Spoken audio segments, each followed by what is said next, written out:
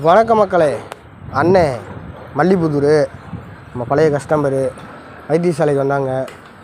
வலது கால் பாதம் மூட்டு ஜவ்வு விலகி விட்டது, எடுத்து வச்சு கட்டி விட்டாச்சு.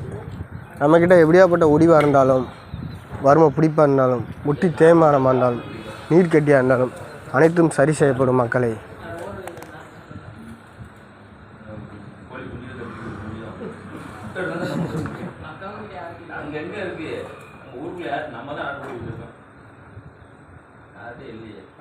பூரா கடம்பு தான் போட்டேன். கடம்பு பூரா நடந்தாரு.